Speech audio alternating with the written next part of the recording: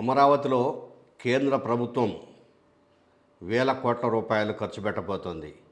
కేంద్ర ప్రభుత్వ కార్యాలయాల నిర్మాణం కోసం ఈ మొత్తాన్ని ఖర్చు పెట్టేందుకు కేంద్ర మంత్రివర్గం బుధవారం నిర్ణయం తీసుకుంది. అయితే ఈ నిర్ణయం వెనుక ఏపీ ముఖ్యమంత్రి చంద్రబాబు నాయుడు ఉన్నారు. ఆయన ఎన్డీఏ సమావేశంలో పాల్గొనేందుకు ఈరోజు ఢిల్లీ వెళ్ళారు. అందులో భాగంగానే కేంద్ర మంత్రులకు ప్రధానమంత్రికి మా అమరావతిలో కొంత డబ్బులు ఇచ్చి ఖర్చు పెట్టి కేంద్ర ప్రభుత్వ భవనాలు నిర్మించాలని చెప్పేసి కోరడంతో ఆయన కోరిక మేరకు ఇది ఆమోదించారనే ప్రచారం కూడా ఆంధ్రప్రదేశ్లో జరుగుతుంది.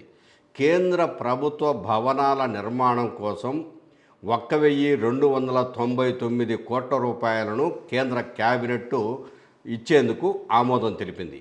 అదేవిధంగా కేంద్ర ప్రభుత్వ ఉద్యోగుల నివాస గృహాల కోసం 1,235 కోట్ల రూపాయలను ఇచ్చేందుకు ఆమోదం తెలిపింది.